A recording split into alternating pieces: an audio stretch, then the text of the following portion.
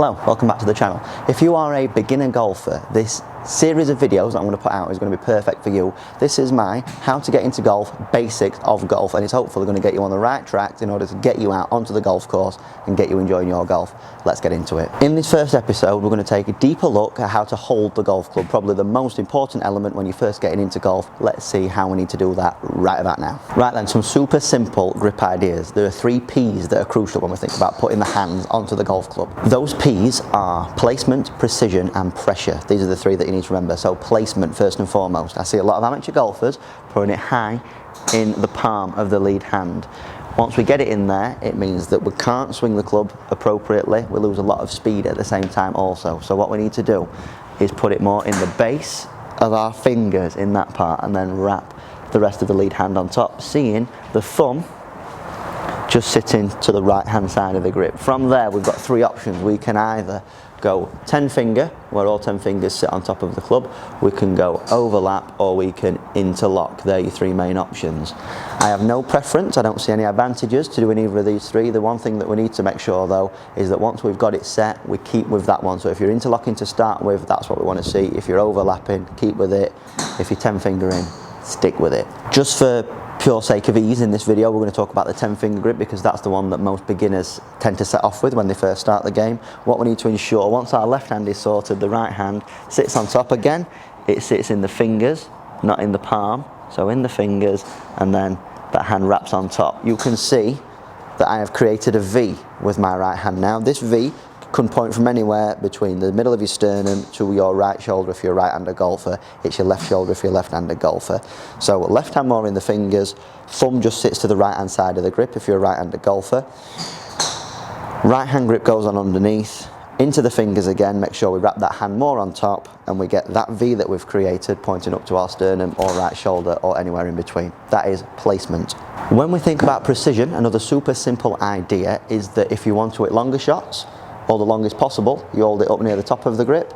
If we want to take a little bit of speed and a little bit of power out and gain a little bit more control, we hold it a little bit further down the grip. So for shots such as chipping and pitching, you might want to hold it a little bit further down the grip. For full shots like driving and hitting your irons, to maximise that distance, let's hold it up to the top of that golf club. You may notice that when I say top of that golf club, I don't actually grip all the way up to the top. I think it's quite crucial that we leave just a little bit of rubber on the top, so about 1/4 inch, because that part of my hand is touching the top of the grip, whereas my little pinky isn't. So that's as high as I go when we're thinking about gripping it high up. And now another crucial element, we need to think about pressure. So in a lot of beginner golfers, I see this all the time, the pressure is off the scale. So if we're thinking about a scale of 1 to 10, it's a 10. As soon as you get super tense with your grip, what it does, it restricts your wrist mobility again, just as it does by putting it in the wrong place of your lead hand. It restricts your wrist mobility and it doesn't allow us to get into a proper release with these forearms. So grip tension leads to forearm tension, which could potentially lead to lifting. That's why you may see you top the golf ball quite a lot. What we need to think about is keeping it super light in the hands. If I was to use a scale of 10 again, I would go for a 4 out of 10 on a pressure scale. So that means that we've got a nice hold of the grip, but it's got no chance of flying out of our hands. There are a couple of really weird anecdotes that are knocking about. So some people have said to me before, feel as though you're holding a tube of toothpaste, just lightly enough that you've got hold of it, but not hard enough that you're gonna squeeze any toothpaste out. That's a bit weird. The other one, an old boy said to me once, is feel as though you're holding a pigeon, just firm enough so that it don't fly away, but just soft enough so that you don't crush it. They're both, I find, very weird, and very strange people have told me about these ideas, so stay away from people like that if they're coming and giving you that kind of advice.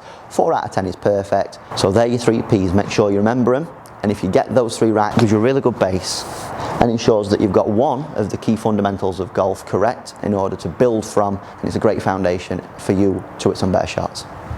So hopefully when we put all that together, we can hit some good shots like this. So get that placement correct, make sure the positioning's good, keep that pressure about a 4 out of 10 on the scale,